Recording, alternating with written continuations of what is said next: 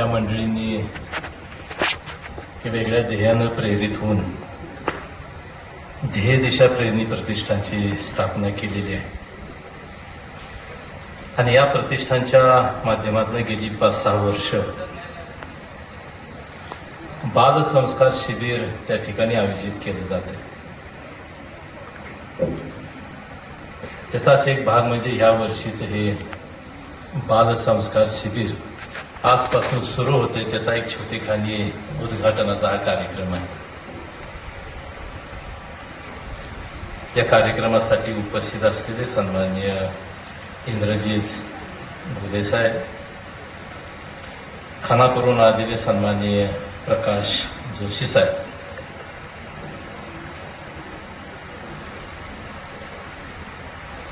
या कार्यक्रमासाठी उपस्थित असलेले सन्माननीय डॉक्टर सयाजीराजे मोकाशी, सन्माननीय गायकवाड सर, राष्ट्रवादी काँग्रेसच्या महिला विभागाच्या प्रमुख सौभाग्यवती अनिताताई पाटील, पंडित जवाहरलाल नेहरू हायस्कूलचे मुख्याध्यापक, गर्ल्स हायस्कूलच्या मुख्याध्यापिका, आमचे सहकारी मित्र सन्माननीय दिनेश देशमुख आणि ध्येय दिशा प्रतिष्ठानचे प्रमुख सन्माननीय संभाजीराव गायकवाड, त्यांचे सर्व त्यांना सोबत करणारे त्यांचे सर्व सहकारी आणि या शिबिरासाठी उपस्थित असलेले सर्व आमचे छोटे विद्यार्थी बंधू भगिनी आणि सर्व पालक बंधू भगिनी, सुरुवातीला मी तुमच्या सर्वांचं, विशेष करून विद्यार्थ्यांचं, या शिबिरामध्ये आपल्या सर्वांचं स्वागत करतो. या उद्घाटनाच्या निमित्तानं त्या 5-7 वर्षामध्ये हे जे बाल संस्कार शिबिर झालेलं आहे त्याचा एक छोटेखानी एक पुस्तकी तयार झालेलं आहे.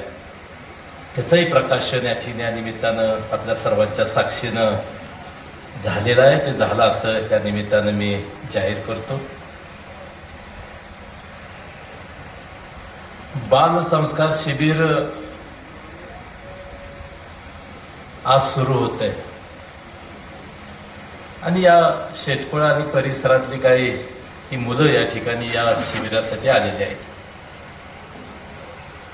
मुलांना सोडायला काही पालकही या निमित्तानं या ठिकाणी उपस्थित आहेत. खरं म्हणलं तर परिस्थिती तशी आत्ताची सगळं पाहिली तर अडचणीची आणि कठीण परिस्थिती आहे. प्रत्येकाला असं वाटतंय की आपल्या घरातलं मूल हे सगळ्यात सर्व अंगानं त्या ठिकाणी सुरक्षित असावं. त्याची शारीरिक वाढ, त्याची बौद्धिक वाढ योग्य पद्धतीने व्हावी अशा प्रकारची अपेक्षा पालकांची आहे. आणि त्याच्यासाठी म्हणून काय करता येईल यासाठी पालक आज त्या ठिकाणी प्रयत्न करताना दिसतोय. मग चांगली शाळा कुठली बघावी, तिथं त्याचा प्रवेश घ्यावा, अभ्यास चांगला विद्यार्थ्यांचा व्हावा, ह्यासाठी त्या ठिकाणी काही क्लासेस लावावेत, तास लावावेत, वेगवेगळ्या पद्धतीनं त्या ठिकाणी त्याच्यावर चांगले संस्कार कसे होतील ह्या पद्धतीनं पालक वर्ग त्या ठिकाणी लक्ष देतोय. परंतु आत्ताचं जे हे बाल संस्कार शिबिर आहे, गायकवाड सर आणि तुम्ही सगळी मंडळी, गेल्या वर्षी 5 दिवसाचं होतं, ह्या वर्षी 4 दिवसाचं आपण केलेलं आहे. उन्हाची परिस्थिती आहे. परंतु मगाशी आम्ही गायकवाड सर, आम्ही मोकाशी सर बसलो होतो गप्पा मारत, असाच विषय निघाला आणि लक्षात आले की 365 दिवसापैकी 4 दिवस मुलं तुमच्या ताब्यात आहेत. प्रश्न असा येतोय की 4 दिवसामध्ये तुम्ही काय आपण देणार आहे की 365 दिवसामध्ये ती मुलं त्या ठिकाणी त्या सगळ्या परिस्थितीला तोंड देतील अशा प्रकारचं काय आपल्याकडून मिळणार आहे.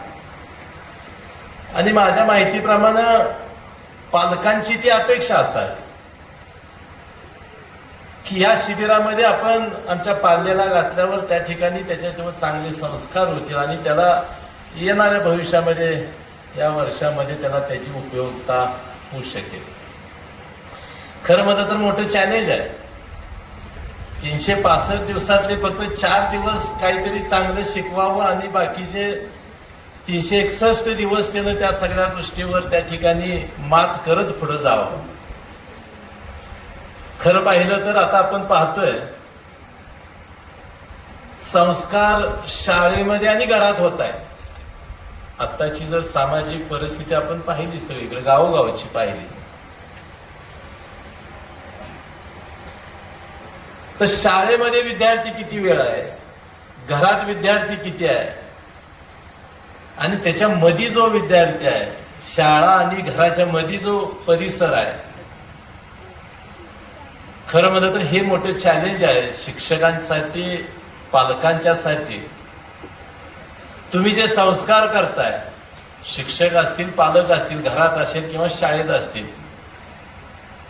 हे सगळं मोडून टाकायची ताकद 2 तासामध्ये आहे. मध्ये जो गॅप आहे का नाही, शाळा आणि घर ह्याच्या मधलं जे वातावरण जे बिघडत चाललेलं आहे, त्याची मोठी ताकद आहे की हे सगळं तुम्ही शिकवल्यानं चांगले संस्कार त्या ठिकाणी मोडून टाकायचे. त्यामुळे तुमच्या आमच्या आता जबाबदारी निश्चितपणे वाढलेली आहे.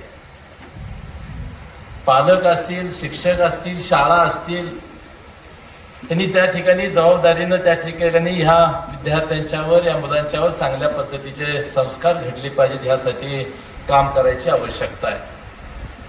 अलीकडची शैक्षणिक पद्धती त्या ठिकाणी बदलत चाललेली आहे.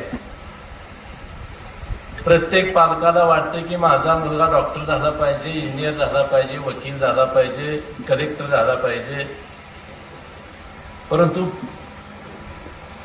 फार कमी लोक असा विचार करतात की चांगला माणूस झाला पाहिजे म्हणून आपण फार काय कर, मग कलेक्टर असेल, डॉक्टर असेल, इंजिनियर असेल, ह्याच्यासाठी आहे पुस्तक आहे, ती वाचलं, अभ्यास केला की त्या मार्गाने ते जात आहेत, त्याच्यामध्ये अडचण नाही. परंतु चांगला माणूस घडायसाठी मात्र कुठलं पुस्तक नाही लक्षात आहे.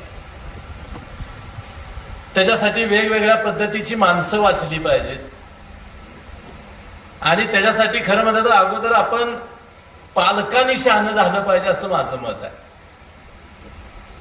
अलीकडे एक पद्धत, एक कायदा आलाय, विशेष करून आता जो विषय मी सांगितला की संस्कार आता कुठं घडतायत, शाळेमध्ये आणि आपल्या घरामध्ये. परंतु कायदा आता असा म्हणायला लागलाय की शिक्षकांनी फक्त शिकवायचं आहे, विद्यार्थ्याला फार काय मारायचं तर नाहीच, पण त्याचा अपमान होईल असं सुद्धा त्याला त्या ठिकाणी बोलायचं नाही. काय मर्यादा आलीत. काही ठिकाणी आम्ही पेपरमध्ये वाचलेलं आहे, काही बातम्यामध्ये वाचलेलं आहे की घरामध्ये आई वडिलांनी काही थोडीशी शिक्षा केली असेल तर त्याच्यावर सुद्धा काही मुलांनी तक्रारी केलेल्या आहेत. मग ह्या सगळ्या परिस्थितीतनं मग आपली मुलं कशी चांगली राहावीत, त्यांच्यावर कसे चांगले संस्कार व्हावेत, ह्यासाठी मात्र तुम्ही आम्ही सगळ्यांनी जाणीवपूर्वक प्रयत्न करणं आवश्यक आहे असं मला वाटतं. आणि त्या शेटपळमध्ये हे ध्येय दिशा पेरणी प्रतिष्ठान आहे. या प्रतिष्ठाननं आणि त्याच्या सर्व कार्यकर्त्यांनी अतिशय चांगला उपक्रम त्या ठिकाणी राबवलेला आहे. संख्या इथं आलेल्या विद्यार्थी शेतफळ असेल, परिसरातून किंवा वेगवेगळ्या ठिकाणातून आलेले आहेत, परंतु एकंदरीत विद्यार्थ्यांची संख्या तिथं पुढं आता समोर बसलेली 60-70 विद्यार्थी. राहिलेल्या विद्यार्थ्यांचा काय हाही प्रश्न त्या ठिकाणी या निमित्तानं पुढे येतो. त्यामुळे आता तुम्ही आम्ही सगळ्यांनी मिळून त्या ठिकाणी याच्यावर काम करण्याची आवश्यकता आहे असं मला वाटतं. आणि मग त्याच्यासाठी शाळा असतील, शिक्षक असतील, पालक असतील, घर असेल किंवा गावातलं एकंदरीत वातावरण असेल, गावातलं गाव स्वरूपी सुद्धा ते चांगलं ठेवण्यासाठी त्या ठिकाणी तुम्ही आम्ही सगळ्यांनी काम करण्याची आवश्यकता आहे असं मला वाटतं. मला खात्री आहे हा प्रयत्न जरी छोटा असला तर तो आत्ताच्या समाजाच्या दृष्टीनं अतिशय महत्वाचा आहे आणि गरजेचा आहे, लक्षात घ्या. आणि त्याच्यासाठी ज्या पालकांनी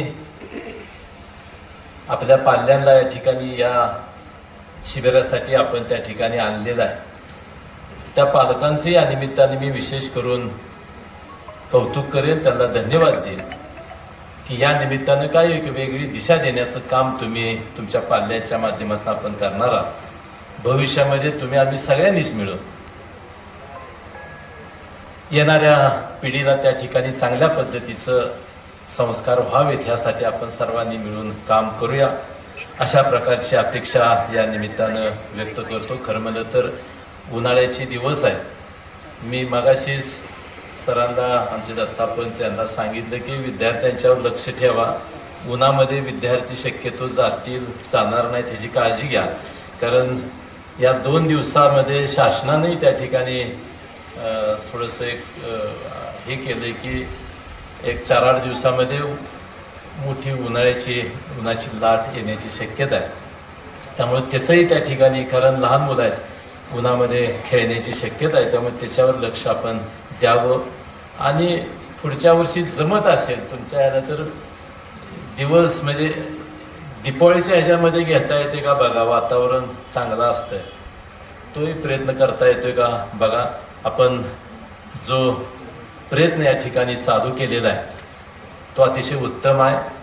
अशाच पद्धतीचं काम आपलं मोठं होत राहावं, अशा प्रकारच्या शुभेच्छा आपल्या सर्वांच्या वतीनं मी ध्येय दिशा पेरणी प्रतिष्ठानला देतो आणि आपल्या हातून आपल्या सर्वच आपल्या ग्रुपच्या हातून अशा पद्धतीचं काम भविष्यामध्ये चांगल्या पद्धतीनं उभं राहावं, अशा प्रकारच्या शुभेच्छा देतो आणि थांबतो. जय हिंद, जय महाराष्ट्र.